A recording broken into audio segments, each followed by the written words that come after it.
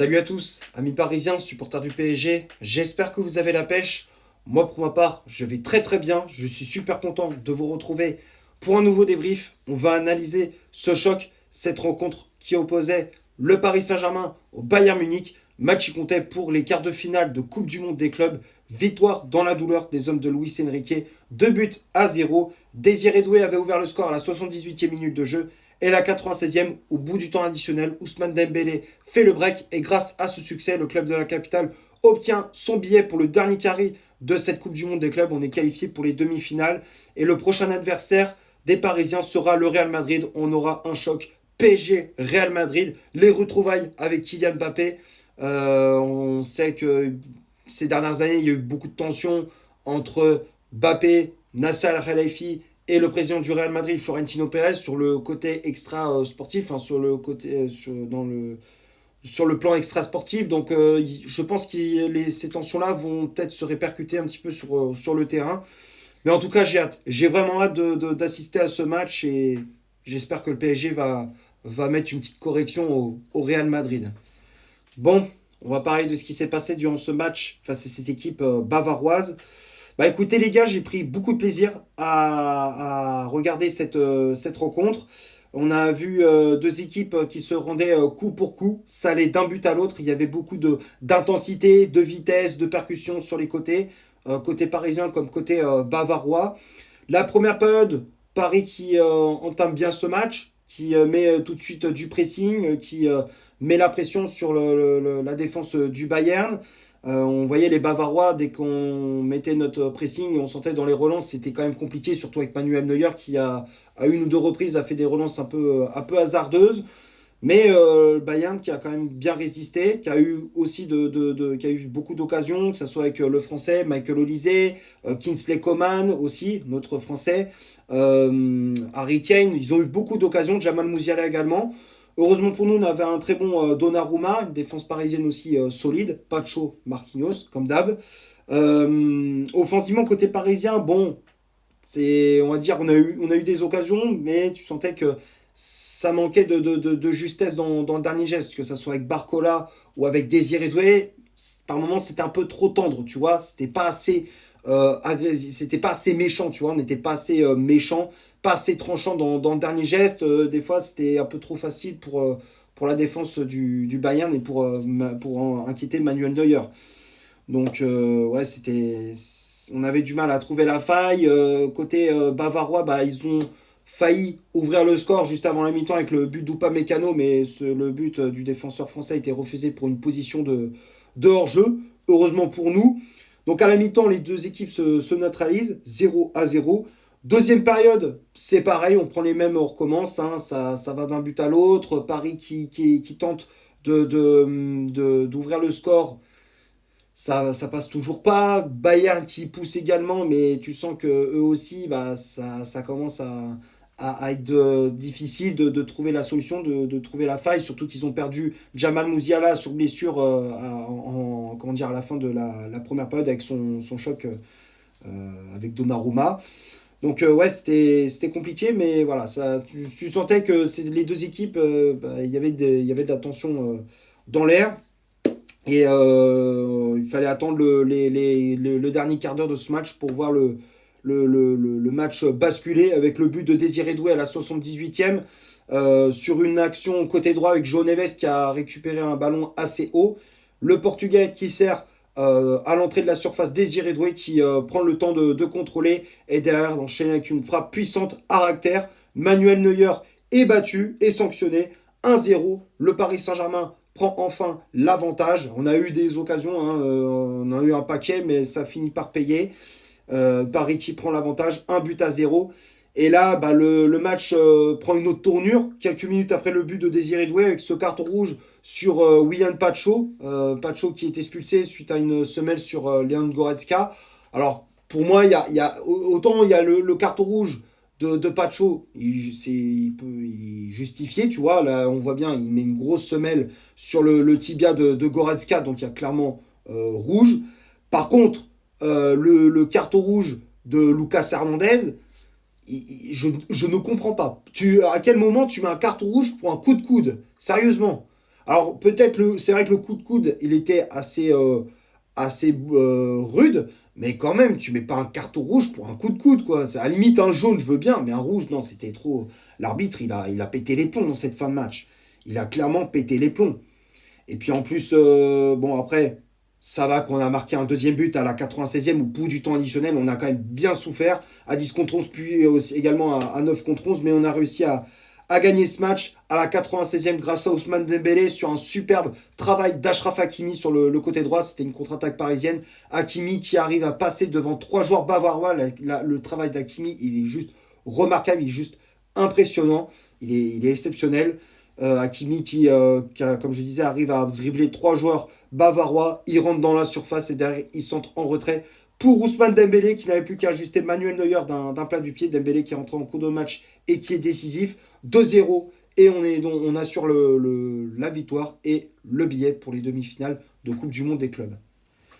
Maintenant, on va passer à la composition d'équipe que Luis Enrique a alignée pour ce match. Le 11 de départ se affiche juste ici. Donc l'entraîneur espagnol a aligné comme d'habitude son bon vieux 4-3-3 avec dans les cages Gigio Donnarumma. La charnière centrale, c'était Marquinhos associé à William Pacho. Marquinhos qui avait le brassard de capitaine. Les latéraux, Achraf Hakimi à droite, Nuno Mendes à gauche. Le milieu de terrain, Vitinha positionné en 6. Fabien Ruiz et João Neves en relayeur. Et le trio d'attaque, le trident offensif, avec à droite le français Bradley Barcola, à gauche le géorgien Vicha Kvaratskhelia, et en pointe, en faux numéro 9, c'était Désiré Doué. Les changements effectués par l'entraîneur parisien, donc on a vu l'entrée de Lucas Beraldo à la place de Vicha Kvaratskhelia, ça c'était à la fin du match quand Paris était réduit à 9 après l'exclusion de Lucas Hernandez. On a vu l'entrée d'Ousmane Dembélé à la place de Bradley Barcola, l'entrée de Hernandez à la place de Désiré Doué. Et puis, c'est quand à ce moment-là, Pacho avait pris un rouge. Et pour finir, l'entrée du jeune Warren Zaïre-Emery à la place de Fabien Ruiz au milieu de terrain. Que dire sur cette compo? Pas grand-chose. Luis Enrique qui a aligné son équipe type, mis à part, c'était pas Dembélé qui jouait en faux numéro 9, mais c'était Désiré Doué. Sinon, le reste, c'est du classique, avec le trio magique au milieu de terrain, Vitinha, Fabien Ruiz, João Neves, même si tu sentais que Fabien Ruiz et Vitinha, c'était un petit peu compliqué dans ce match. Mais voilà, ça quand même, ce trio, on voit qu'il y a une vraie connexion entre les trois, malgré tout. À chaque fois, ça fonctionne super bien. La défense, Pacho, Marquinhos, c'est solide. Les latéraux également, c'est solide, que ce soit avec Hakimi à droite ou Nuno Mendes à gauche, c'est du costaud. Non, il y a rien à dire. Même les changements de Luis Enrique, ils sont toujours dans le bon timing, dans le bon tempo. Même quand on est réduit à 10 puis à 9, il réagit très très vite. Enfin, on voit que c'est son coaching, des fois, que ça soit pour anticiper ou même à réaction, il est dans le bon tempo, il est dans le bon timing.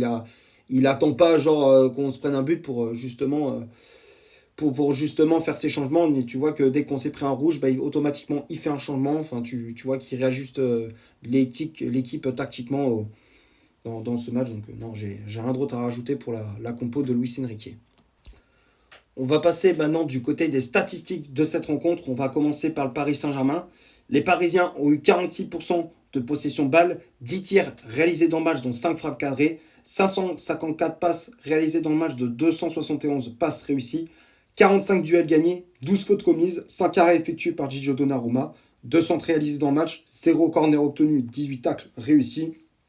Et du côté du Bayern Munich, 54% de possession balle, 10 tirs réalisés dans le match également, donc 5 frappes cadrées également. Enfin, c'est exactement pareil que le Paris Saint-Germain.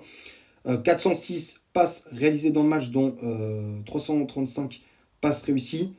41 duels gagnés, 13 fautes commises, 3 arrêts effectués par Manuel Neuer, 23 centres réalisés dans le match, 4 corners obtenus et 14 tacles réussis. Donc quand on regarde les statistiques, écoutez, la possession de balle, on a vu que c'était plus du côté de Bayern Munich, surtout en fin de match et en fin de première période. On voyait des séquences où Bayern avait vraiment la possession de balle.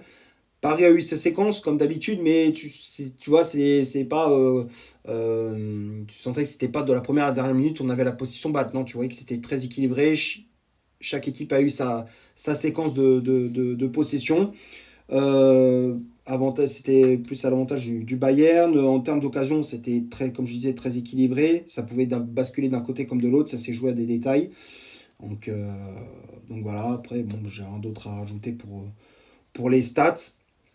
On va finir la vidéo sur les tops et les flops de cette rencontre.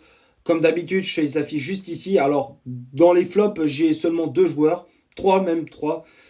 J'ai mis Fabien Ruiz. Ruiz qui a fait un match assez moyen au milieu de terrain. J'ai trouvé qu'il se faisait quand même bouger dans les duels. Bon, après, c'est vrai qu'il avait, il avait beaucoup de clients en face de lui. Il avait Kimmich, il avait Goretzka à gérer, tout comme Vitinha. Les deux, ils avaient vraiment du mal face à Kimmich et Leon Goretzka dans l'impact physique, dans l'agressivité. On sait que Kimmich et Goretzka, ce sont des joueurs très costauds, très physiques. Donc, et quand tu regardes le gabarit de Vitinha et de Fabien Ruiz, c'est plus compliqué. Le seul qui a, qui a résisté vraiment au milieu de terrain, c'était João Neves. Là, le volume de jeu, l'impact physique, il y allait, tu vois, il n'hésitait pas justement à donner 2-3 taquets aux joueurs du Bayern. C'était le seul qui a justement un peu qui a justement bougé les choses au milieu de terrain. Mais sinon, ouais, Vitinha et Fabien Ruiz, c'était compliqué. Et j'ai mis également Lucas Hernandez dans les flops parce que bon, son entrée, déjà, bon, il fait pas une superbe entrée. Mais en plus, il se prend un carton rouge. Bon, après, c'est pas forcément de sa faute, hein. Un jaune, ça aurait été largement suffisant. Mais voilà, c'est bon. C'est vrai qu'il pénalise un tout petit peu son équipe, malgré tout. Et après, le reste, tout le monde a été bon, hein. Globalement, toute l'équipe a été bonne. Donnarumma a fait un très bon match dans les cages. La défense, Pacho, Marquinhos, c'est très solide. Pacho qui a pris un rouge un peu bêtement. Alors, je dis pas, enfin, quand je dis bêtement, c'est pas bête, mais voilà, c'est vrai que le geste, il aurait pu le maîtriser. Enfin, je sais pas s'il aurait pu le maîtriser, mais en tout cas, il doit faire un peu plus attention. Mais sinon, dans l'ensemble, son match, il a fait un très bon match, Pacho. C'est juste son carton rouge qui tâche un peu sa performance.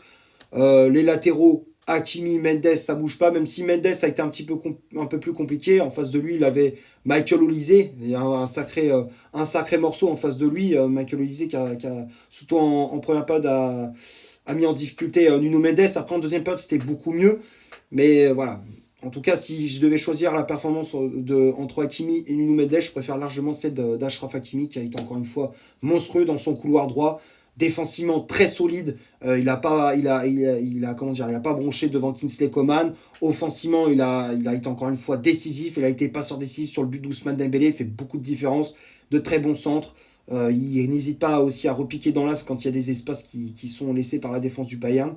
Non, franchement, Hakimi, il régale dans cette Coupe du Monde des clubs. J'ai mis également João Neves au milieu de terrain, comme je disais, qui a fait encore une fois un très gros match, qui est passeur décisif sur le but de Désiré Doué, qui va au pressing, qui met de la vitesse. Voilà, encore une fois, ce joueur, il m'épate. Et puis le trio d'attaque, Kvaratskhelia, Doué, Barcola, les trois, ils ont fait un bon match.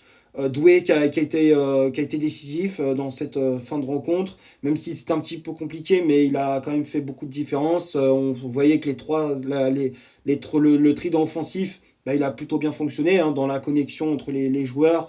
Le positionnement, ça permutait beaucoup entre les trois. Moi, je trouvais que les trois, ils ont fait une bonne performance. Le seul petit détail, c'était la finition, où par exemple, un joueur comme Barcola qui a fait quand même un bon match, mais tu sentais que dans la finition, il aurait même dû faire mieux.